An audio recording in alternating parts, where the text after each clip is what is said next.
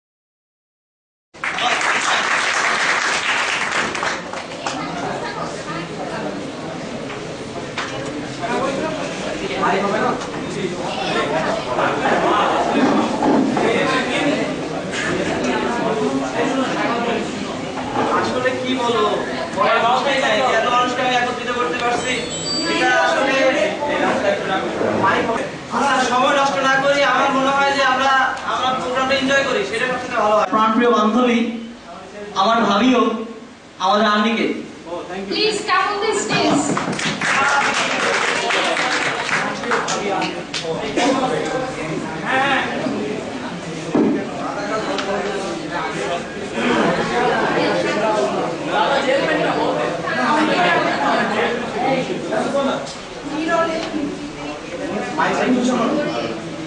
স্মৃতি সদা জাগ্রত থাকে, স্মৃতির মিনারে স্মৃতিগুলো সাজিয়ে রাখার জন্য মন সাড়া দেয়।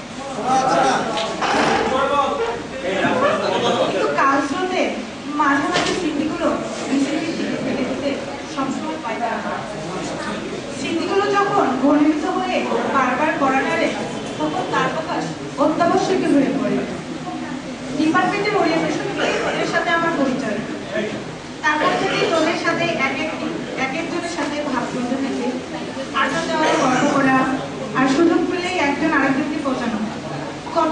মজার ছিল দিনগুলো। এই ভার্সিটিতে এসে প্রথম এতগুলো বন্ধুর সাথে আমার মেশা, আর যে কারণেই হোক আগে কখনো আমার এরকম সুযোগ হয়ে ওঠেনি। এই কারণে মনের ইচ্ছে সাথ তোদেরকে ঘিরেই পরিণত থাকে। একসাথে পাশাপাশি বসে ক্লাস করা, টুকিটাকিতে বসে এক কাপ চা আর ননস্টপ কথা ঝুড়ি, একসাথে সবাই হুটহাট ডিসিশন নিয়ে কোথাও ঘুরতে যাওয়া, এখান থেকে তোদের প্রতি আন্তরিকতা আরো গভীর হতে থাকে। সবাই আরো কাছাকাছি আসার সুযোগ হয়ে ওঠে। ধীরে ধীরে বন্ধুত্বের বন্ধন দৃঢ় হতে থাকে। এমন করে এক এক করে দিন অতিবাহিত হয়ে বছর ঘুরতে থাকে। কিন্তু সময়ের বিবর্তনে অনুভূতিগুলো বদলায় না, বদলায় মানুষ। কালের স্রোতে বহমান নদীর মতো চলছে জীবন সবার। আমি নিজেকে সাধারণ রাখার চেষ্টা করে যাই। আমার কাছে এই সাধারণটাই অসাধারণ। নিজের ভিতর কখনো ভোটব্যাস কখনো কাজ করেনি, ভবিষ্যতে জানি করবেও না। মুখে অন্তরে যখন যা আসে তাই বলে দিই, বলার আগে কখনো ভাবনা আসেনি। এটা ঠিক নয় জেনেও আমার নিকট হয়ে যায়। তাই বন্ধু, যদি কখনো আমার কাছ থেকে তোরা কষ্ট পাস, তোদের কাছ থেকে দু হাত তুলে ক্ষমা চেয়ে নিচ্ছি। আর তোরা না থাকলে আমার এই 5টি বছর পার করা সম্ভব হতো না। এদিন তোদের সবার মন কাবনের নাই রঙিন পাল করে ভাবনাগুলো ডানা মেলতে থাকে নীল আকাশে। সবই ভালোই চলছিল। সময়ের বিবর্তনে হঠাৎ বদলাতে থাকে মানুষ, তখন নিজের পরিবর্তন অবিসম্ভাবী। কতই না মধুর ছিল সবাই একসাথে কাটানো ফেলে আসা দিনগুলো। সবই আর শুধু স্মৃতি, স্মৃতিময় হয়ে থাকা স্মৃতির পাতায়। ইচ্ছে করলেও ফিরতে পারি না সেই সোনালি দিনগুলো।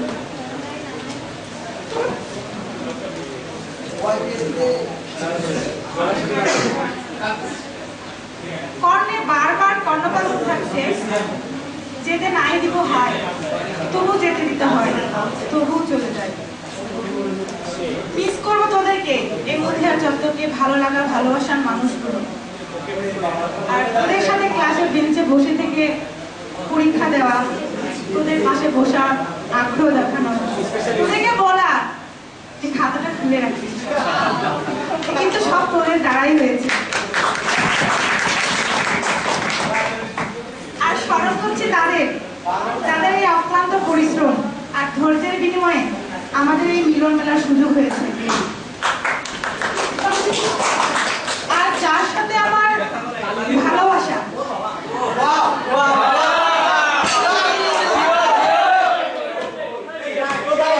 সে তো তোরা সবাই জানিস।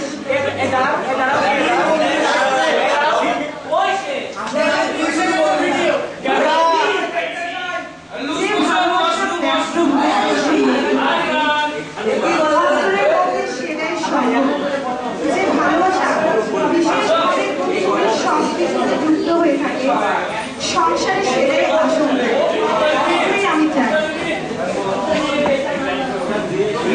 তারা সকল বন্ধুবান্ধবের দুটো কথা বলে আমি শেষ করছি। এই মোর মনে ভালোবেসে মিটল না সার, ফুলানো মায়ের জীবনে। হায় জীবন এত ছোট কেন? ক্যাম্পাস লাইফের স্মৃতিগুলো আমাদের সাথে শেয়ার করার জন্য মিস্টার সাগর প্লিজ। ধন্যবাদ মাহমুদাকে। আমাকে সবাই চেনো, আমি সাগর। এই সাগর তার আজকের এই ক্যাম্পাস লাইফের স্মৃতিটাকে 3টা পর্বে ভাগ করেছে। একটু সময় নেবে, একটু সময় নিব আজকে, কেউ প্লিজ বোরিং হবে না। আজকে আমি একটু সময় নিব। এই আমার 3টা পার্টের প্রথমে আছে হচ্ছে আমার নিজের কিছু কথা, তারপরে আছে আমার অর্জন, এবং শেষকালে আছে আমার উপলব্ধি। ওকে, প্রথমে এই আমি আজকে যে রাজশাহী ইউনিভার্সিটিতে পড়ি, এমন একটা সময় ছিল যে আমি কোথায় পড়ব, আমি কেন, আমার বাবাও জানতো না। ঠিক আছে, যে একটা সময় ছিল আমি কোথায় পড়বো আমি নিজেও জানতাম না। এবং আমার লাইফে আমি 2 বছর আমার শিক্ষা বন্ধ ছিল, আমার পড়াশোনা 2 বছর বন্ধ ছিল। এবং সেই সময় আমি নিজেও জানতাম না আমি আমার গন্তব্য কোথায়। আমি আজকে কিছু আমার লাইফ হিস্ট্রি, আমার কিছু সত্য কথা আজকে আপনাদের সাথে সবার সাথে শেয়ার করবো। প্লিজ সবাই একটু শান্ত হয়ে বসো, একটু শোনো। হয়তো এখান থেকে কিছু পেতেও পারো। ওকে, আমি যখন ক্লাস 7 এ পড়ি, ক্লাস 7 এ পর্যন্ত পড়েছিলাম এবং আমি ক্লাস 5 পর্যন্ত ভালো স্টুডেন্ট ছিলাম। আমি যে গ্রামের যে স্কুলে পড়তাম ওই স্কুলের ভালো স্টুডেন্ট ছিলাম। তো তারপরে যখন আমি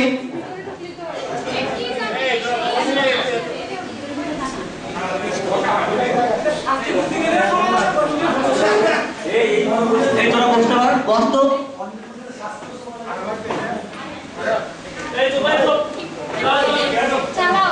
হ্যালো, সো এরপর যখন আমি আমার স্কুলে ভর্তি হলাম ক্লাস 6 এবং ক্লাস 6 এবং 7, ক্লাস 6 এ আমি যে কোন ক্লাসের স্টুডেন্ট ছিলাম আমি নিজেও জানি না।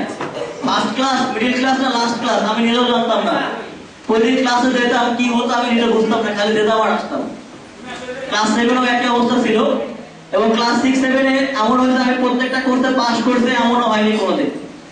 6-7 এ আমার ফুল কোর্সে পাস করেছে এমন রেকর্ড হয়নি কোনোদিন। কোনো না কোনোটাতে বার্ষিক পরীক্ষায় কোনো না কোনোটাতে অবশ্যই ফেল ছিল।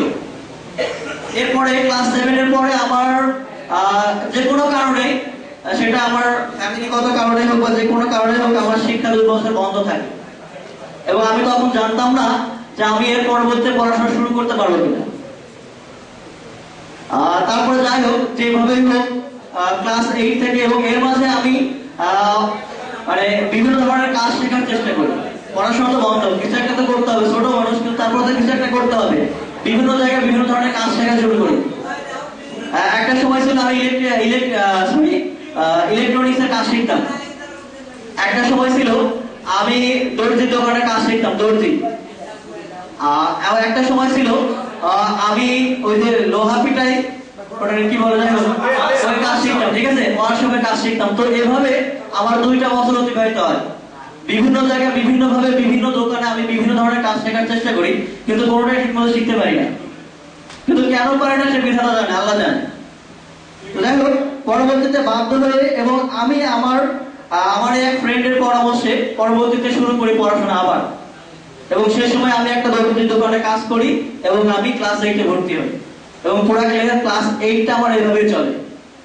পুরো ক্লাস 8 আমি একটা দর্জির দোকানে কাজ করেছি এবং আমার ক্লাস 8 এ পড়াশোনা চালিয়েছি। এবং সেবার সৌভাগ্যক্রমে আমার এক বন্ধু দেখে, ম্যাথে আমি কোনো জীবনে পাস করতাম না, মানে প্রত্যেক বছরই ম্যাথে আমার ফেল থাকতো, বিশেষ করে 6-7 এ। তো ওইবার আমি আমার এক বন্ধুর খাতা দেখে দেখে ম্যাথে পাস করলাম এবং সবগুলোতে পাস করলাম আর কি। প্রথম মানে 6-7 এর পরে প্রথম 8 এ এসে আমি ম্যাথ মানে প্রত্যেকটা কোর্সে পাস করলাম। ওকে, তারপরে এর মধ্যে আমার বাবার ফ্যামিলি অবস্থা খুবই খারাপ, মানে বাবার ফাইনান্সিয়াল অবস্থা খুবই খারাপ ছিল। আমার বাবা ওটাকে ভালোভাবে, মানে আমি যে স্কুলে যাই এটাকে সেই সময় ভালোভাবে নিতে পারতো না। হয়তো যে কোনো কারণে সে তার চাপ বা ফ্যামিলির যে কোনো প্রেশারের কারণে বা তার যে আয় সেটাতে হয়তো ফ্যামিলি চলে না, যার কারণে সে এটা মেনে নিতে পারতো না। কিন্তু আমার মায়ের অনেক সাপোর্ট ছিল, আমার মা আমাকে অনেক সাপোর্ট দিয়েছে। তো তারপরে আমি ক্লাস 8 এ থেকে মানে 8 পাস করার পর যখন 9 এ উঠলাম, তখন আমি আমার টোটালি আমার কনসেন্ট্রেশনটাকে আমি তখন টোটালি পড়াশোনার মধ্যে দিলাম। তখন সমস্ত ধরনের কাজ বন্ধ, আমি আমার কনসেন্ট্রেশনটা পড়াশোনার মধ্যে দিয়েছিলাম। এবং ক্লাস 9 থেকে প্রথম থেকে পড়াশোনা করতে করতে একটা সময় এসে ক্লাস 9 এ এসে আমি আমার স্কুলের কমার্সের মধ্যে ফার্স্ট হই। এরপর ক্লাস 9 গেল, ক্লাস 10 এ এসে আর একটু ভালো করে পড়াশোনা করার কারণে আমি আমার স্কুল থেকে সর্বপ্রথম কমার্স থেকে গোল্ডেন এ প্লাস নিয়ে পাস করেছিলাম। এটা গেল এসএসসি পর্যন্ত। এর মাঝে আরো অনেক ব্যাপার আছে, অনেক কাহিনী আছে, এগুলো তো শেয়ার করা সম্ভব না। এরপরে আসলো ইন্টারমিডিয়েটে আমি আমার এলাকার সবচেয়ে ভালো, আমার এলাকার মধ্যে সবচেয়ে ভালো কলেজ যেটা, সেখানে ভর্তি হয়েছিলাম। যাই হোক, সেই কলেজে যেহেতু আমি গোল্ডেন এ প্লাস পেয়েছি, সেহেতু স্যারদের একটা অন্যরকম দৃষ্টি ছিল। যাই হোক, তাদের সেই সুনজর আমি প্রথম উপভোগ করি যে একটা স্যারের সুনজর কেমন হতে পারে। সেই প্রথম আমার উপলব্ধি করা যে একটা স্যারের সুনজর একটা স্টুডেন্টকে কোথায় নিয়ে যেতে পারে। একটা স্যারের ভালো পরামর্শ একটা স্টুডেন্টকে, একটা মানুষের ভালো পরামর্শ একটা মানুষকে কোথায় নিয়ে যেতে পারে, আমি তখন উপলব্ধি করি যখন আমি ইন্টারমিডিয়েটে ভর্তি হই। আমার এক স্যার ছিলেন যাকে আমি এখনো পায়ে হাত দিয়ে সালাম করি। সেই স্যার আমার অনুপ্রেরণা। প্রথম অনুপ্রেরণা। যাই হোক, এরপরে ইন্টারমিডিয়েট থেকে আমি পাস করি এবং কুষ্টিয়াতে এসে আমি কোচিং করি। কুষ্টিয়াতে এসে কোচিং করার পরে এরপরে তো কোথায় ভর্তি হবো, মানে প্রথম কয়েকদিনে কোচিং এ ক্লাস নেওয়ার পরে আমাদের শামীম ভাই নামে এক টিচার ছিল, ইংলিশ পড়াতেন। কি যে পড়াতেন কোনোদিন দেখিও নাই, চোখেও দেখি নাই, শুনিও নাই। কুষ্টিয়া সরকারি কলেজের মাঠে যে 5 জন বন্ধু একসাথে ভর্তি হয়েছিলাম, তার হয়ে শুয়ে ভাবতাম আল্লাহ করে এসে পড়লাম এটা। যাই হোক, সেখান থেকে আল্লাহর রহমতে শামীম ভাইয়ের পরামর্শ, সেখানে আমি একজন ব্যক্তিকে পেয়েছিলাম, যে ব্যক্তি আমাকে মানে আমি প্রত্যেকটা স্টেপে কোনো না কোনো একজন ব্যক্তিকে পেয়েছি যে আমার হাত ধরে তুলে উঠছে, হাত ধরে আমাকে টেনে তুলছে প্রত্যেকটা স্টেপে। তো শামীম ভাইয়ের বিভিন্ন পরামর্শ এবং তার অনেক সাহায্য আমাকে ঢাকা ইউনিভার্সিটিতে চান্স পেয়েছিলাম, কিন্তু সেটা কোনো কারণে বাদ যায়। কিন্তু আমি এখানে চান্স পাই এবং এখানে ভর্তি হই ফার্স্ট টাইমে এখানে ভর্তি হওয়ার পরে তো তারপরে তো সবই ইতিহাস। সেই 2012 সালের 1 জানুয়ারি, 2012 সালের 1 জানুয়ারি, তার আগে কিছু কথা আছে। যেদিন আমি প্রথম রাজশাহী ইউনিভার্সিটিতে পরীক্ষা দিতে আসি, দিয়া হলেন মিডিল ব্লকের 3 তলায় ওই কর্নারে যে রুমটা আছে, ওই কর্নার থেকে 3য় নাম্বার রুমে ছিলাম। আমার মনে আছে, রুম নাম্বারটা মনে নেই। যাই হোক, সেখানে আমাদের এলাকার এক ভাই ছিল, আমাদের ডিপার্টমেন্টের কবির ভাই হুজুর। যাই হোক, তো ওনার রুমে থেকে পরীক্ষা দেওয়ার পরে এখানে চান্স, তারপর ঢাকাতে গেলাম পরীক্ষা দিতে। এখান থেকে ঢাকাতে চলে গেছিলাম। ঢাকা থেকে পরীক্ষা দেওয়ার পরে যেদিন পরীক্ষা শেষ হলো, যখন ওদের পরীক্ষা দিয়ে রাতে এসে দেখি রেজাল্ট দিয়েছে, তখন শুনতে পেলাম যে আমার এক ফ্রেন্ড মানুষ ছিল, ও ফিনান্সে পড়ে, মানুষ চান্স পেয়েছে। তারপরে আমি আমারটা খোঁজ নিলাম, তখন শুনতে পেলাম যে আমি চান্স পেয়েছি। এরপরে যখন ভাইবা দিতে আসলাম, ভাইবা দিতে এসে সর্বপ্রথম বন্ধু, এই ক্যাম্পাস লাইফের সর্বপ্রথম বন্ধু কুমিল্লার আলামিন। সে আলামিন এখন আমাদের সাথে পড়ে না, সে এখন ঢাকা ইউনিভার্সিটিতে পড়ে, কুমিল্লার আলামিন। তারপরে ছিল আনোয়ার তৌফিক, সেও এখন আমাদের সাথে নেই। এরপরে ওই দিন আমি একটা জিনিস খেয়াল করেছিলাম, যেটা আমি এখনো মাঝে মাঝে রিউইট করি। আমাদের কায়সার এবং নিপুকে 2 তলা থেকে দেখতাম নিচে দাঁড়ায় গল্প করতেছে। তখন আমার মনে হয়েছিল যে 2টা ছেলে মেয়েকে খুব মানাইছে। প্রথম দিন এসে ভাইবাইতে এসে দেখি 2 তলা থেকে নিচে একটা সুন্দর মেয়ে, আর কায়সার চেহারাটা অনেক সুন্দর ছিল সে সময়। দুজন দাঁড়ায় গল্প করতেছে, মনে মনে ভাবছিলাম যে 2জনকে মানাইছে অনেক।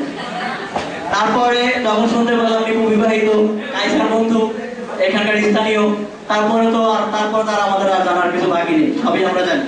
যাই হোক, এরপরে ভাইবা দিলাম। ভাইবা দেওয়ার পরে ভাইবা দিয়ে যাওয়ার পথে বেবি শামীমের সাথে দেখা ট্রেনে। ভাইবা দিয়ে যাওয়ার পথে ট্রেনে শামীমের সাথে দেখা, সেখান থেকে শামীমের সাথে পরিচয়। এরপরে ভর্তি হতে এসে শামীমের মাধ্যমে রিপনের সাথে পরিচয়। রিপন মনে আছে, স্টেশন বাজার থেকে হেঁটে হেঁটে বিনোদপুর গিয়েছিলাম। শামীম মনে আছে? শামীম, যাই হোক, সে সময় মনে পড়ে যে ফার্স্ট ইয়ার যখন এসেছিলাম, সেখানে এসে যে মেসে ছিলাম, আমার সৌভাগ্য ওই মেসের যে মানুষগুলা আমাকে করে দিয়েছে, ওই মেসের মানুষগুলো আমাকে করে দিয়েছে। প্রথম কথা, ক্যাম্পাস লাইফের কোনো বড় ভাই, প্রথম আমার ডিপার্টমেন্টের কোনো বড় ভাই, প্রথম নিতাই সাহা, সবাই আমরা তাকে চিনি। তারপরে পরিচয় ফারুক সরকার, সবাই আমরা তাকে চিনি। এরপরে পরিচয় শরৎচন্দ্র তালুকদার, তাকেও আমরা সবাই চিনি। এরপরে পরিচয় Alaul Haq, Sylhet metropolitan university teacher, সবাই আমরা তাকে চিনি। মানে এই ব্যক্তিগুলো আমাকে করে দিয়েছে। তাদের দেখে স্বপ্ন দেখা শেখা, জানি না তাদের স্বপ্নটা কত, আমার স্বপ্নটা আমি কতটুকু বাস্তবায়ন করতে পেরেছি এবং তাদের ইন্সপিরেশনে। এরপরে তো ফ্রেন্ড সার্কেল বাড়তেই থাকলো।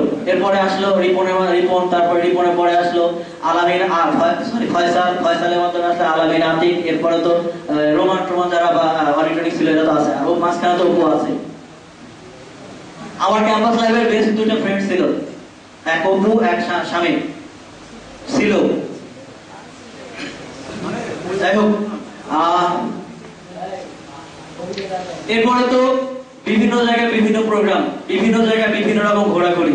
প্রথম ঘুরতে গিয়েছিল ওরা সোনা মসজিদ, আমাকে নিছিল না, আমার খুব মন খারাপ হয়েছে। প্রথম যেদিন ঘুরতে যাই ওরা সোনা মসজিদে, আমি দেখলাম যে পরে ছবি দেখলাম ওরা ঘুরতে গেছিল, পরে আমার খুব মন খারাপ হয়েছিল। পরে আমি বলছিলাম কি আমাকে ডাকলি না কেন। তারপর থেকে একসাথে যেখানে গেছি একসাথে। তারপর থেকে এমন কোনো প্রোগ্রাম নেই যে প্রোগ্রামে একসাথে থাকি নাই। এরপরে গেছি নাটোর, নাটোর থেকে পাবনা, পাবনা থেকে নাটোরের পরে নওগাঁ, নওগাঁ থেকে পাবনা, পাবনা থেকে বান্দরবান, খুলনা, বাগেরহাট, মংলা, তারপরে কুষ্টিয়া, মেহেরপুর, এরপরে গেছে কক্সবাজার, সেন্ট মার্টিন, বান্দরবান, সব জায়গায় একসাথে। আর শুধু ইতিহাস। যাই হোক, অনেক সময় নিয়ে ফেলতেছি, সরি। এরপর এই তো গেল, এর মাঝে আমরা অনেক রকম বিভিন্ন ধরনের সমস্যার সম্মুখীন হয়েছি। আমি শিখেছি, আমি ঠেকেছি তো শিখেছি, হারিনি। আমি মনে করি আমি হারছি, আমি শিখছি। এবং আমি এখন চেষ্টা করি যে আমি ওই দিন যেভাবে ঠেকেছিলাম সেই ঠেকাটা আমার জীবনে দরকার ছিল। আমি এখন মনে করি আমার দরকার ছিল, তা আমি শিখেছি। আল্লাহর রহমতে এর পরবর্তী থেকে আমাকে ওই পজিশন থেকে হারাতে পারবে না, আমি গ্যারান্টি দিলাম। আমি শিখেছি। এরপর আসি আমার অর্জন। বলেছিলাম যে আমার হিস্ট্রি, তারপরে আমি অর্জন। আমি এখান থেকে কি অর্জন করেছি? সর্বপ্রথম অর্জন, ক্যাম্পাস লাইফের সবচাইতে রেসপেক্টেড পারসন, যে ব্যক্তিকে আমি আমার বাবা মায়ের পরে সম্মান করি, সেই ব্যক্তিকে, আমার গুরু ফারুক ভাই। এই ব্যক্তি আমার সবচেয়ে বড় অর্জন, আমার সবচেয়ে বড় অর্জন। এই ক্যাম্পাস লাইফের সবচেয়ে বড় অর্জন হচ্ছে এই ব্যক্তিটা। এরপরে যে অর্জন, সে অর্জন হচ্ছে যে আমার এই ক্যাম্পাস লাইফের যে বিচরণ, শুধু ক্যাম্পাস লাইফ না, ক্যাম্পাসের বাইরে আমার যে বিচরণ, প্রত্যেকটা ক্ষেত্রে এটা আমার একটা অর্জন আমি মনে করি। এবং আমি যে সাগর ছিলাম, সে কুষ্টিয়ার বাইরে কোনোদিন যায়নি। 2012 সালে যে সাগর এখানে এসেছিল, সেই সাগর কুষ্টিয়ার বাইরে কখনোই যায় নাই। সেই সাগর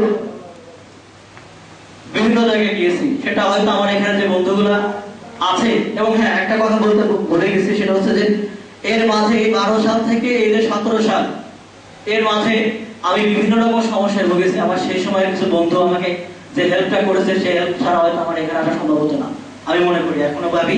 এবং এখন তাদেরকে রেসপেক্ট করি, তাদেরকে এখনো আমি সম্মান করি। যাই হোক, আর অর্জনের কথা বলছিলাম। আর অর্জন তারা যে স্বপ্ন বুনে দিয়ে গেছিল, ওই যে সেই বিখ্যাত ব্যক্তিগুলো আমার মাঝে স্বপ্ন বুনে দিয়ে গেছিল, সেই স্বপ্নটা বাস্তবায়ন আমি কতটুকু করতে পারছি জানি না, তবে চেষ্টা করেছি তাদের বাস্তবায়ন করার। এবং স্বপ্নেও আরো আছে, এখনো পূর্ণ হয়নি।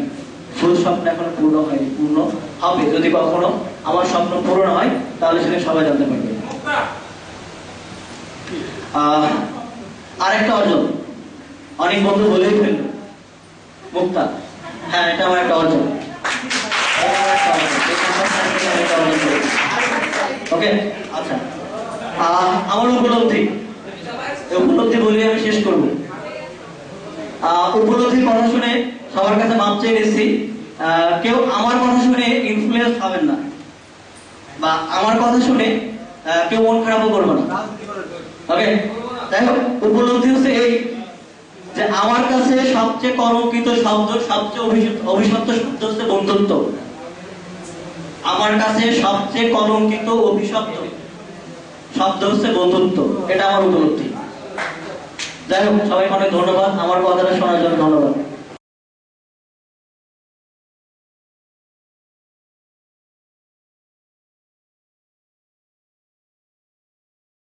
আমি আসলে একটি গ্রামের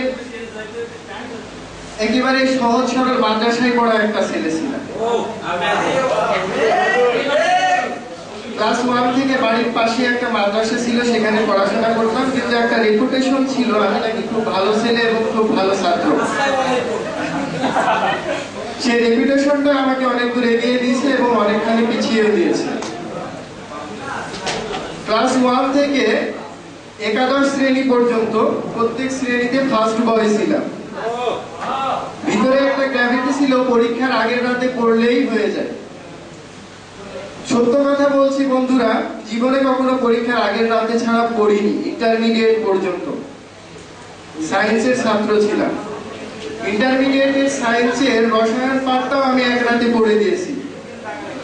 কিন্তু এখানে গর্ব করার জন্য বলছি না, আমার হতাশাটা শেয়ার করার জন্য বলছি। আমার গ্র্যাভিটিটা সেখানেই সৃষ্টি হয়েছিল যে আমি যদি এক রাতে পড়ে রসায়ন, কেমিস্ট্রি, ফিজিক্সে এ ক্লাস পেয়ে ইন্টারমিডিয়েটে এ ক্লাস পেতে পারি, তাও জেনারেল বোর্ড থেকে, রাজশাহী বোর্ড থেকে, ইভেন মাদ্রাসা বোর্ড থেকে এ ক্লাস পেতে পারি, আমি মনে হয় যে কোনো জায়গায় চান্স পেতে পারি। এই গ্র্যাভিটিটা সৃষ্টি করে দিয়েছিল আমার মধ্যে, এই কনফিডেন্সটা হয়ে গেছিল ওভার কনফিডেন্স, যেটা আমাকে ফার্স্ট টাইম মেডিকেলে পরীক্ষা দিয়ে ওয়েটিকে ঝুলিয়ে দিয়েছিল। তখন কনফিডেন্স হয়েছিল সেকেন্ড টাইম হয়ে যাবে ইনশাআল্লাহ, সংক্ষিপ্ত করার চেষ্টা করছি। সেকেন্ড টাইমে আবার সেই কনফিডেন্সই আমাকে নিয়ে গেল আবার ওয়েটিং এ ঝুলিয়ে দিয়ে। অ্যাকাউন্টিং ডিপার্টমেন্ট কমার্সে পড়তে পারি স্বপ্নেও কোনোদিন ভাবিনি, বা কমার্সের সাবজেক্টগুলো কেমন হয়, ওরা কি পড়ে কোনোদিন জানতামও না।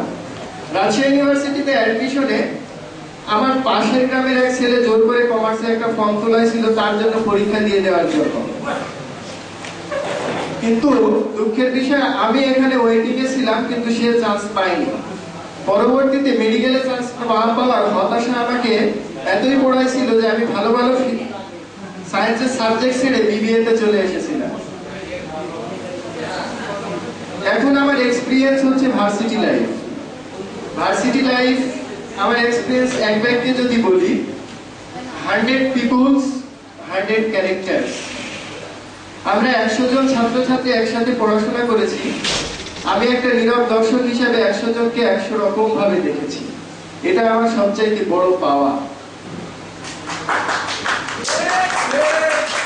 আমি দেখেছি অনিক সাহা বন্ধুর মতো গ্রেট পলিটিশিয়ান, হোপফুলি আমি আশা করি সত্যি সে একদিন আমাদের মধ্যে সবচাইতে বড় রাজনীতিবিদ হতে পারে। আমি দেখেছি বন্ধু রোমানের মতো একজন বন্ধুকে, যে নিজে সবকিছু জানে কিন্তু অন্যকে প্রশ্ন করে, বন্ধু তুমি এটা পড়ে এসেছো? সবচেয়ে ভালো ক্যারেক্টার হলো ও খুব সুন্দর করে সেই বন্ধুটাকে সেই জিনিসটা শেখায় দেয়। এবং পরীক্ষার আগের রাতে দর্শক হিসাবে জানি, পরীক্ষার আগের রাতে কোনো বন্ধুর প্রিপারেশন না হলে তার প্রিপারেশনটা কিভাবে কমপ্লিট করে দিতে হবে সেই দায়িত্বটা সে নিতে জানে। ধন্যবাদ বন্ধু আমার পক্ষ থেকে। আমার এক্সপিরিয়েন্স হয়েছে একজন ভালো ডিবেটারকে দেখা, মনিরুল ইসলাম অপু। যদিও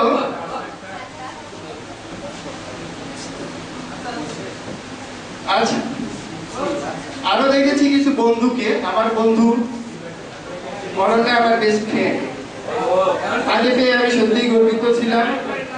ফরাদ আমার বন্ধু ছিল, সে আমাকে এখন বন্ধু হিসাবে মেনে নিতে চায় না, কিন্তু আমি তাকে বন্ধু হিসাবে মানি। আর এই 5 বছর অর্জন হলো এখন পর্যন্ত ডেবিট ক্রেডিট পারি না।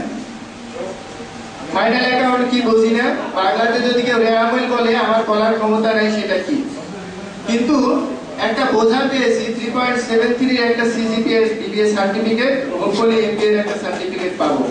জানি না জীবনে কিছু করতে পারবো কিনা। অনেক অভিজ্ঞতা ছিল বলার মতো, কিন্তু সময় খুবই সংক্ষিপ্ত। আমাকে এখানে সুযোগ দেওয়ার জন্য সবাইকে ধন্যবাদ। আমরা সবাই সাধারণ, কিন্তু নিজ নিজ অবস্থান থেকে, নিজ নিজ ফ্যামিলি থেকে, নিজ নিজ জায়গা থেকে সবাই সেরা। আমাদের স্বপ্নগুলো পূরণ হবে, আমরা আমাদের কাঙ্ক্ষিত লক্ষ্যে সবাই পৌঁছাতে পারবো। ধন্যবাদ এআইএস ফ্যামিলি, তোমাদেরকে মনে থাকবে সারা জীবন। ধন্যবাদ।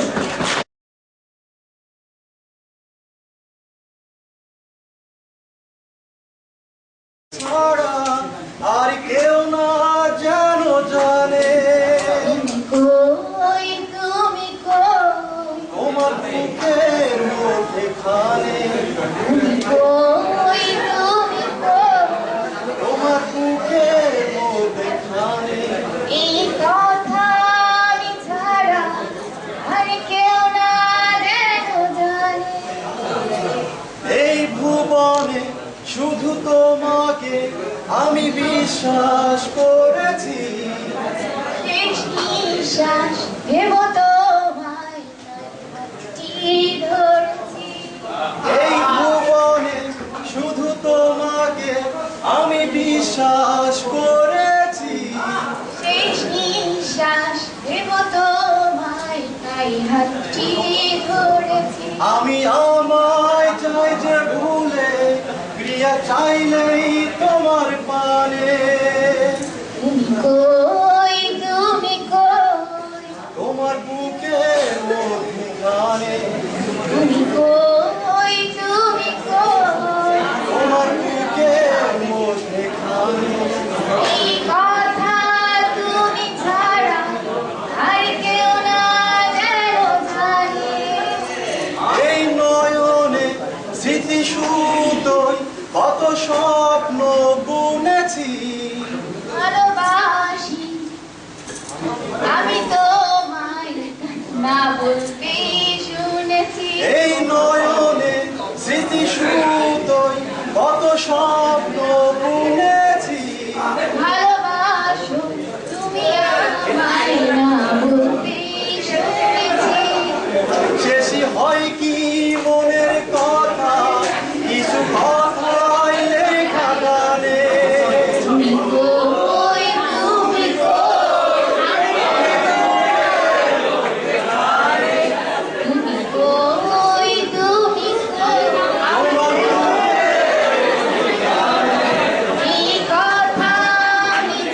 এই কথা আমি ছাড়া আর কেউ না যেন জানে।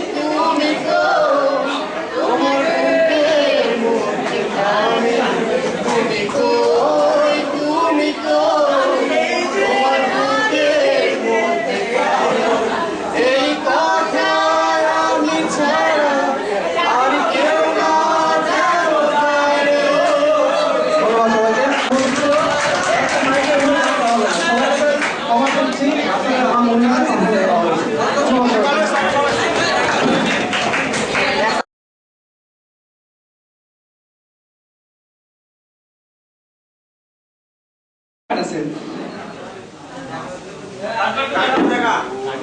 অবশ্যই দেখাবো।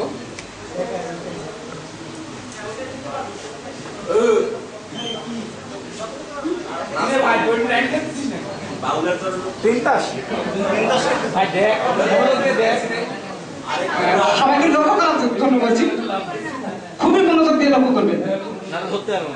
আমার কাছে 3টে কার্ড আছে, দর্শক সাথে কি দেখা যাচ্ছে? একটা আছে 5, 6, 7, আমরা এভাবে বলি। সবাই মিলিয়ে খেয়াল করবো আমরা। আমি তো দেখাচ্ছি, আলাদাভাবে দেখাচ্ছি আমি। আচ্ছা, মিডিলটা কত? 6। মিডিলটা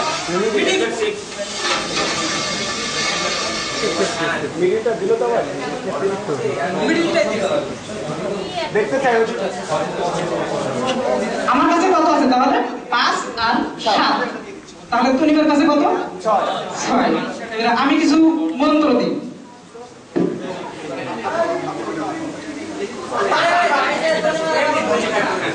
তনিমা 3 বার ধরে ফু দাও। ফু দিয়ে কার্ডটা তুমি দেখো, দেখে দর্শককে দেখাও। কত ছিল? 6।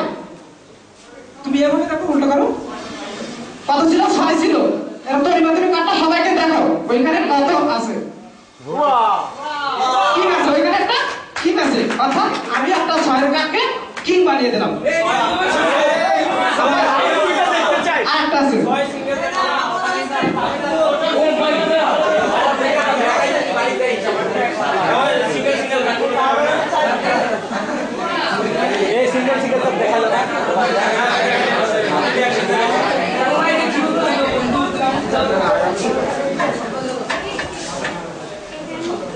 আমার কাছে আর 3টে কার্ড আছে, সবাইকে খুব মনোযোগ দিয়ে দেখার জন্য। এরা 3 জন বন্ধু এক জায়গায় ঘুরতে গেছে। তো রাত হয়ে গেছে, বাসায় আসছে, এক রুমে থাকে। তো এক বন্ধু কোনো কারণে হারিয়ে গেছে, তো সে বাইরে আছে আর এরা 2 জন ঘুমায় আছে। আমি তনিমাকে বলবো ওই ছোট পকেটের ভিতরে কোনো কিছু আছে কিনা, দর্শককে দেখাও। কিছু আছে? নেই। দুষ্টু যে বন্ধুটা সে হচ্ছে আর এই দুজন ফিরে আসছে, এই দুজন ফিরে আসছে। তারা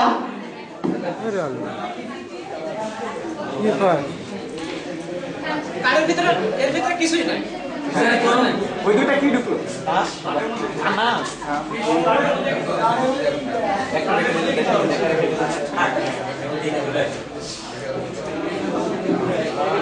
এরা ঘুমায় গেল।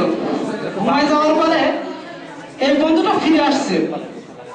ফিরে আসার পরে ওদের ঠিক মাঝখানে ঘুমিয়ে পড়লো। আমি মাঝখানে দিচ্ছি।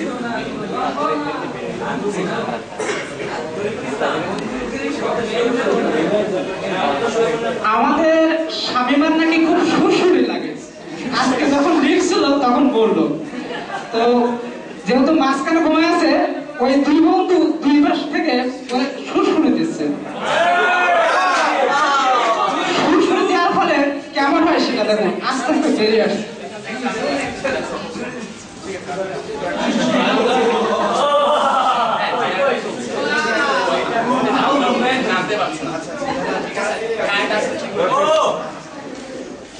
আবার ঘুমিয়েছে, ও জায়গা করে আবার ঘুমিয়েছে।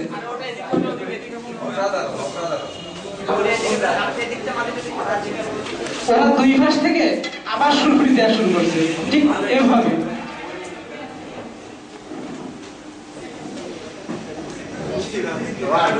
ধন্যবাদ সবাইকে।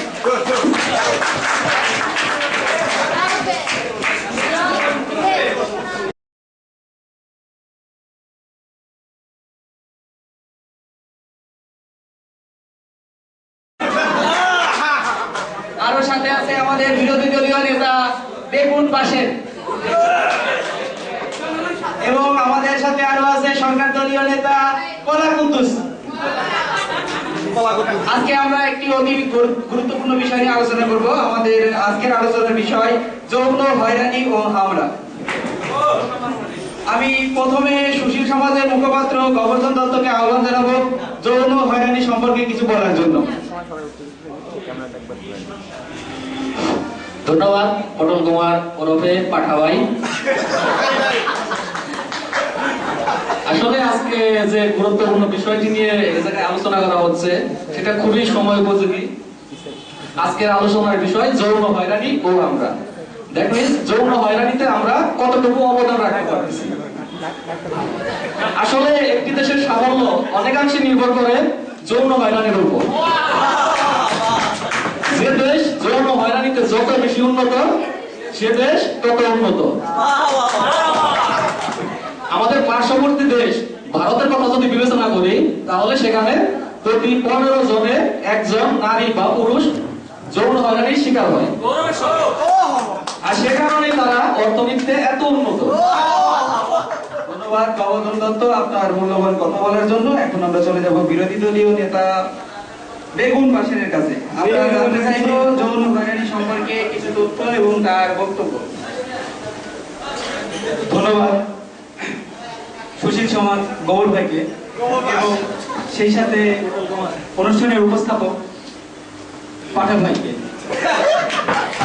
প্রথমে আমি যেটা বলতে চাই, আজকের যে আলোচনার যে মুখ্য বিষয়টা ছিল সেটা হচ্ছে যৌন হয়রানি আমরা। এটা আসলে খুব গঠনমূলক একটা আলোচনা বলা যায় এটাকে। আমাদের সময় আমাদের সরকার যৌন হয়রানিতে সবসময় অগ্রাধিকার দিয়েছে। যৌন হয়রানিতে আমরা কতটুকু অবদান রাখতে পেরেছি সেটা আসলে জাতি জানে, আমাদের সফলতাটা কতটুকু। যৌন হয়রানিতে তরুণ সমাজকে, বিশেষ করে তরুণ সমাজকে বদল করার জন্য আমরা নিজেদের মন্ত্রী, নিজেদের লোকজনকে দিয়ে যৌন হয়রানি করিয়েছি এবং তারা নিজেরাও যৌন হয়রানির শিকার। আর সবচেয়ে বড় কথা যে প্রত্যেক বছর যৌন হয়রানিতে আমাদের সরকার একটা বড় বাজেট রাখে। ধন্যবাদ পাঠা ভাই। ধন্যবাদ বিরোধী দলীয় নেতা বেগুন বাসেরকে তার মূল্যবান বক্তব্য দেওয়ার জন্য। আমরা এখন চলে যাব সরকারি দলীয় নেতা কলা কুদ্দুসের কাছে। কলা কুদ্দুস কিছু বলুন। ধন্যবাদ পাঠা ভাই। আমি প্রথমে যেটা বলতে চাচ্ছি, প্রথমে আমি আমার বিরোধী দলীয় যে নেতা সম্পূর্ণভাবে তার কথাকে অস্বীকার করছি। আমি বলতে চাই আমাদের দল কি করেছে এবং ভবিষ্যতে কি করবে সেটা নিয়ে আমি আলোচনা করব না। আমাদের দলের সময় কত পার্সেন্ট যৌন হয়রানি ছিল সেটা তো আপনি জানেন। আমি শুধু বলবো, আপনি কি জানেন বিরোধী দলের নেতা আমাদের দল যৌন হয়রানি থেকে brothers.com থেকে একটা পুরস্কার পেয়েছে।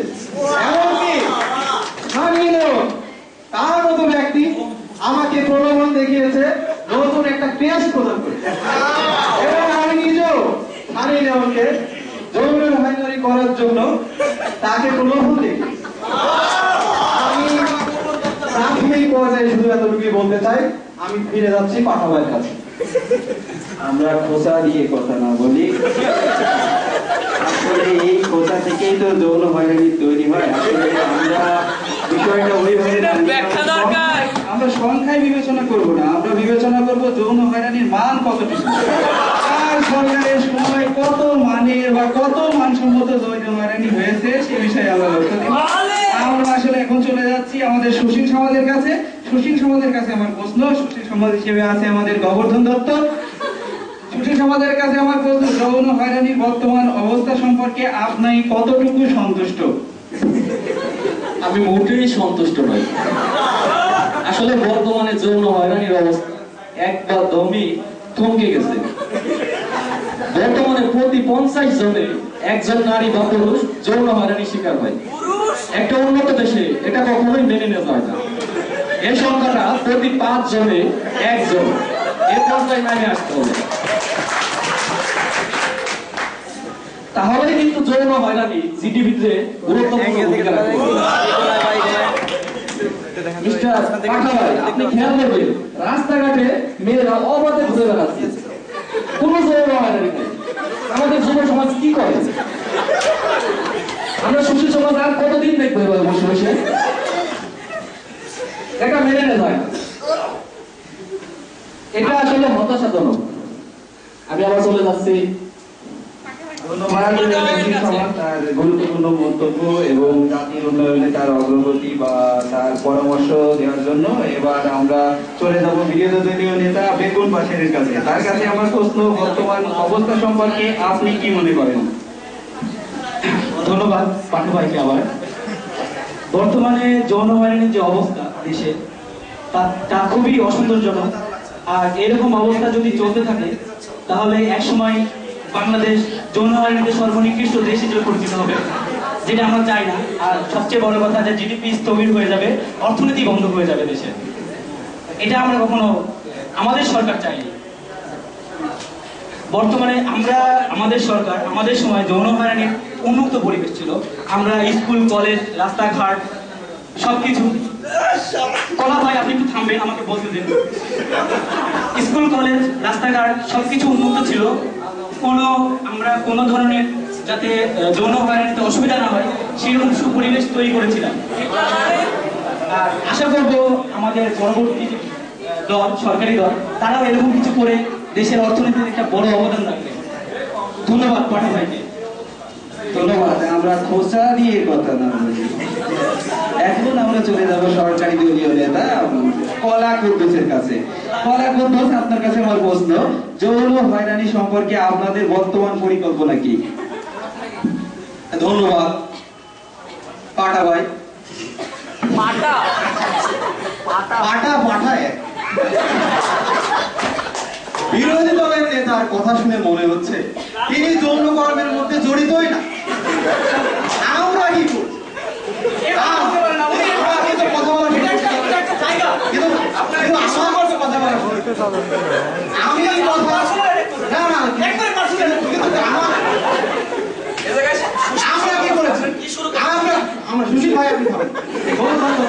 আমরা কি করি? আমরা স্বেচ্ছাসেবক দল গঠন করেছি, যাদের কাজ পাড়ায় পাড়ায়, রাস্তায় রাস্তায় যেখানে মেয়েদেরকে দেখবে সেখানে ঝাঁপিয়ে পড়বে, থাকবে। শুধু তাই নয়, পাড়ার বা মহল্লার কোন বুড়ি বা বিধবা যেন বাদ না যায়। এমনকি আমাদের দল নতুন একটা প্রোগ্রাম হাতে নিয়েছে। প্রতি 7 থেকে 11 এপ্রিল এই 7 দিনকে আমরা যৌন হয়রানির মূলক সপ্তাহ পালন করছি এবং যৌন হয়রানিমূলক কর্মকাণ্ডে আমাদের নেতৃত্বের বড় বড় নেতাদের তো প্রতি ঘরে ঘরে যেন কিভাবে যৌন নির্যাতন বাড়ানো যায় সেই প্রোগ্রাম করার জন্য এবং সেই বিষয়ে অগ্রগতি করার জন্য প্রতি মাসে একটা করে বাজেট দেওয়া হচ্ছে। যাই হোক, আমি এখন আবার ফিরে যাব আমার পাঠাগারে। ধন্যবাদ, আপনার সময় শেষ। আমি এখন চলে যাব বিরোধী দলীয় নেতা বেগুন বাসারের কাছে। বেগুন বাসার ভাই, গোবর ভাই, আপনি একটু থামবেন। আপনার সুযোগ আসবে, আপনি প্লিজ মাথা গরম করেন না, ঠিক আছে? এভাবে আসলে চলতে পারে না। এভাবে ডেকে অপমান করার কোনো মানে হয় না। না ভাই, আপনি দিনের বিষয়টাকে প্রভাবিত করতেছেন। আপনাদের সরকার কি করছে আপনারা জানেন সেটা। আপনি প্লিজ উত্তেজিত হবেন না। আমাকে কথা শুনলে আমার পক্ষে উত্তেজিত হবেন না, একদম উত্তেজিত হবেন না। আপনাদের কোনো বলা নেই, আপনাদের কোনো বলা নেই, আপনাদের এই সরকারের। জনগণের নাই হবে না।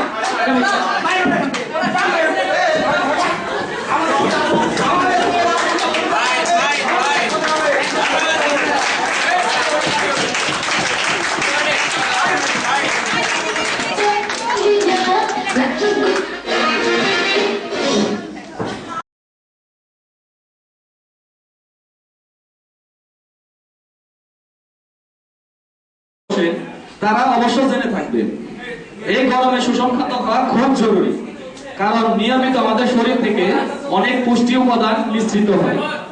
আরে ভাই, আমি ঘামের কথা বলছি। মেয়েদের ক্ষেত্রে শুধু দুধ খেলেই চলবে না, কারণ তাদের অনেক বেশি পুষ্টি প্রয়োজন, কারণ দিন রাতের বেশিরভাগ চাপ তো তারাই নেয়। আরে ভাই, আমি কাপড় কাচা এবং রান্না বাড়ার কথা বলছি। এ বিষয়ে জানতে চাইলে পুষ্টিবিদ 16 ব্যাচের একমাত্র মহিলা কথা জেনাস বলে মেয়েদেরকে দুধের পাশাপাশি গাজর, শসা, মূলা, বেগুন এগুলো খাইতে হবে, এবং যাদের বেশি পুষ্টি প্রয়োজন তারা চিচিঙ্গা, লাউ, কচু এগুলো খাইতে পারে, কারণ এগুলো খুবই ক্যালোরি সমৃদ্ধ খাবার।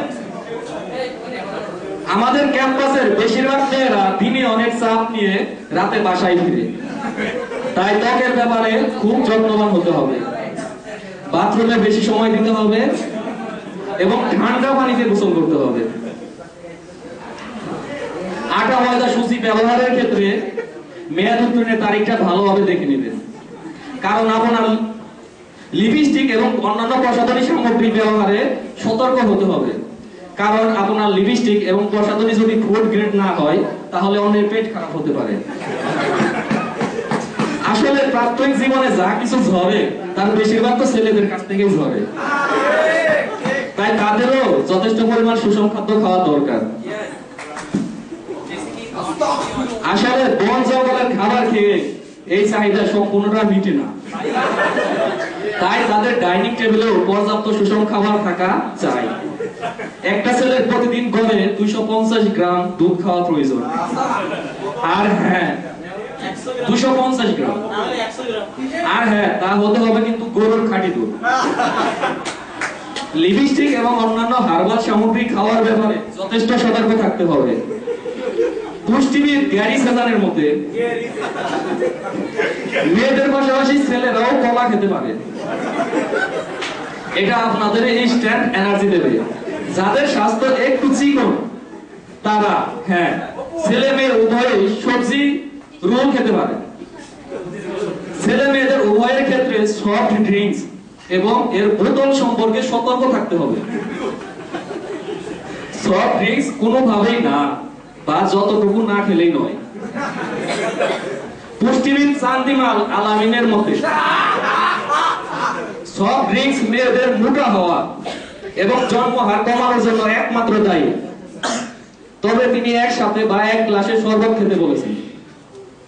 তিনি আরো বলেন, আমি আগে শুধু দুধ খেতাম, কিন্তু কোনো কাজ হয়নি। তারপর যখন একসাথে পরিবহন মার্কেটে শরবত খেতে শুরু করলাম তখন শ্রম গজাতে শুরু করলাম। এই বিষয়ে বিশিষ্ট পুষ্টিবিদ সানি লিওন খ্যাত স্যামসন জুডু ওরফে বাংলা লুডু বলেন, বর্তমানে ছেলেমেয়েরা ত্বক ভালো রাখার ক্ষেত্রে হার্বাল সামগ্রীর উপর নির্ভরশীল। কিন্তু আমাকে দেখেন, কোন হার্বাল ক্রিম আমাকে চ্যালেঞ্জ জানাতে পারেনি। শুধু সুষম খাদ্য খেয়ে আর নিয়মিত রোহাই অফিস করে এখনো আমি কি ঝকঝক আর চকচকে আছি। সুষম খাদ্যের অপব্যাখ্যাকারী গদিউর রহমান কথা আমরা সবাই কথা কি চিনি। আচ্ছা, আসল কথা বলেন, দুধের উপর চাপ কমাতে যুব সমাজকে দুধ না খেয়ে তিনি মদ খাওয়ার পরামর্শ দেন। আচ্ছা, বদারে ভাষণ সামাজিক মাধ্যমে ভাইরাল হয়ে গেলে আরেক পুষ্টিবিদ ডক্টর তনিমা চক্রবর্তী গদাকে কটাক্ষ করে বলেন তিনি আসলে গদা জাতির কলঙ্ক। এ বিষয়ে জানতে চাইলে পুষ্টিবিদ উত্তেজিত হাসান বলেন তিনি নিজেই পুষ্টিহীনতায় ভুগছেন। কিছুদিন যাবত নাকি তিনি সিনেটের সিপাই বসার কোন সঙ্গী পাচ্ছেন না। এই কথা বলেই তিনি ড্রেস আপ ম্যাচিং করে সুমাইয়া শিমুর সাথে কলিকাতা হারবালে চলে যান।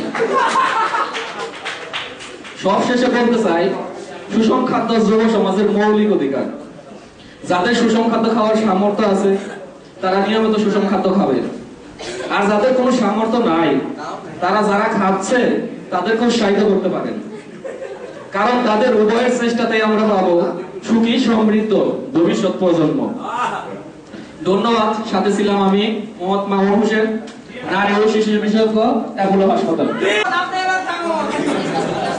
বন্ধুরা, আমার বিশ্বাস আমার মতো আপনাদেরও হচ্ছে হাসতে হাসতে পেটে খিল করার মতো অবস্থা।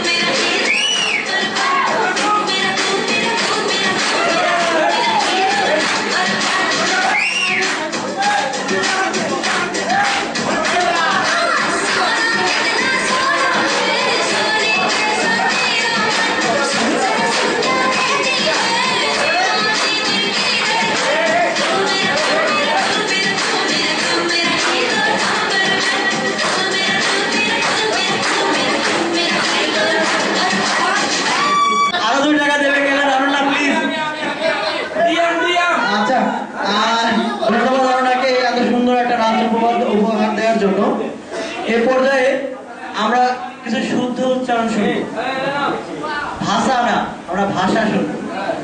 ওকে, এখন আমাদের সাথে আসবে শাহিন, আমাদের মানজা শাহিন। মানবন্ত্রী চলে আসছে।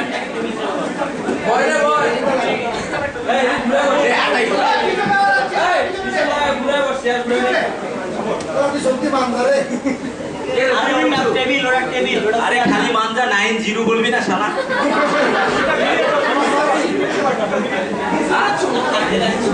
এইদিকে ঘুরে নেব। আবার তো ইয়া তো জ্বালিয়ে বলে।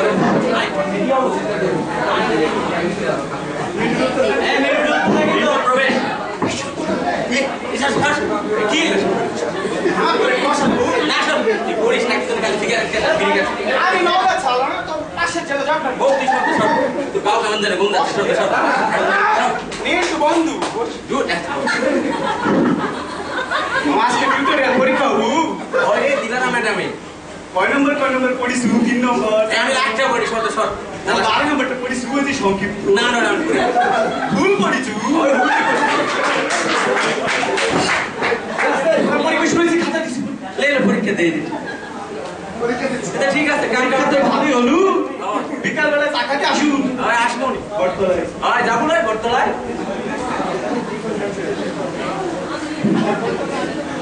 হ্যালো শাহিন। হ্যাঁ বোন বাবা আসবো ওই বটতলায়। ওই যাবো তো ওই বাবা দেখিছ না? এই তো মুই এখানে বসে আছি তুই পুটে ও আসিছু। চলে আসছি মুই মামা চল চা খাওয়া যায়। ওই প্রতিদিন তো চাই খাই আজকে চা প্রতিদিন তো চা খেলাম, আজকে বিড়ি খেলাম। কি ভুল খাইতে চাই বিড়িটা অনেক বেশি রে এখন বর্তমানে সিগারেট বাবা একবার তো খেলাম বিশালে এত টিউশনি করু সারা চিপু। আমি কি একাই টিউশনি করি রে তুই তোর মনে আলাদা টিউশনি করিস আজকে যাও সারা তোর সাথে বন্ধুত্ব নাই বাড়ি চুপ। ঠিক আছে যা সারা একটা ব্যাগ চুপ দে। এই শালা বেঞ্চু আমার নিজের কিছু ভাষা আছে মোটামুটি এই 4-5 বছরের ক্লাসে মানে আমি অধ্যয়ন করে পেয়েছি যেটা। তো আজকে আমরা স্নাতক পাশ করে সারাদিন ক্লাস করে ক্লান্ত হয়ে অবশেষে আজকে আমরা এখানে উপস্থিত হয়েছি। তবে আমরা যদি বাড়িতে গিয়ে সেরা ছুটকা বিরা ভরে বিরাজ করি তাহলে অবশ্যই আমরা আবারও ফ্রেশ হয়ে যাব সে আশায় এখানে ব্যক্ত করে আমি বিদায় নিচ্ছি। আসসালামু আলাইকুম।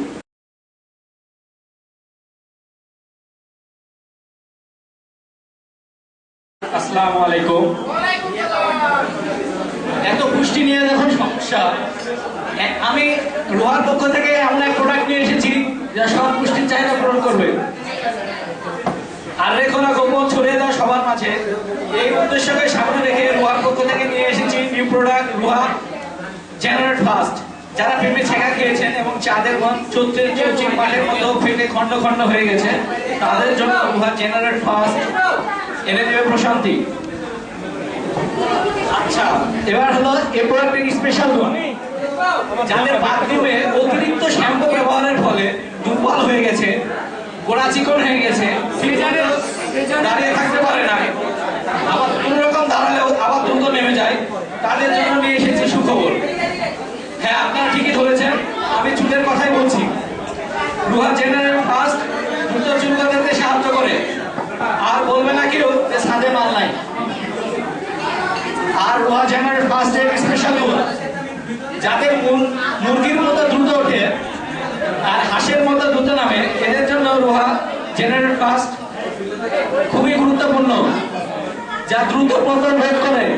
আপনাদের কি কোনো প্রোডাক্ট লাগবে? ভাই সাহেব, এখানে হলো 50% ডিসকাউন্টে দেওয়া হবে। কেউ আমি সংকিত বোধ করবেন না, আমাদের ওয়েবসাইটে রোহা ওয়েবসাইটে আপনারা অর্ডার করতে পারবেন, ফ্রি ডেলিভারি সার্ভিস। তার প্রমাণ আরো দিচ্ছি যে কাজ যে হয় রোহা জেনারেট ফাস্টে, তার প্রমাণ দেখেন। রোহা জেনারেট ফাস্ট খেলে শুধুমাত্র আপনার উপকার হয় না, আপনার গার্লফ্রেন্ডেরও হবে। প্রমাণ চান? পরীক্ষামূলকভাবে আমরা দিয়েছিলাম সাগর, অন্তু এবং সুব্রতের কাছে, তার ফলাফল 80% পাওয়া গেছে। আমাদের এখন স্টক খুব কম, আমরা ঠিক মতো সাপ্লাই দিতে পারছি না। আমরা আশা করছি অর্ডার নিলে আগামী 3 দিনের মধ্যে দিয়ে দেবো। হ্যাঁ, আবার কিন্তু আমাদের মাঝে অভিযোগ আসছে যে কাজ কম হয়েছে।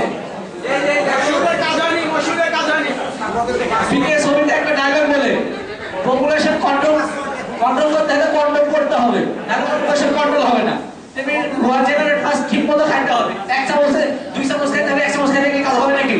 আর যাদের হজম আছে তারা 3 চামচ খাবে।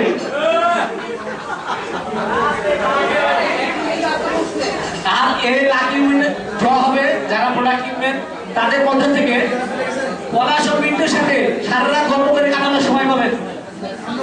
আমি মামুনুর রশিদ না থাকার কারণে, ব্যস্ততার কারণে আমার প্রোডাক্টটা বিক্রি করতে প্রোডাক্ট লঞ্চ করতে বলা হয়েছে, সেজন্য আমি আসলাম। ধন্যবাদ সবাইকে। ধন্যবাদ প্রবীণকে। তো অনেকক্ষণ ধরে আমরা গান শুনছি বা টক শুনছি এটা সেটা, তো আবার আমরা একটা নাচ দেখবো। এবার আমাদের মাঝে নাচ নিয়ে আসতেছে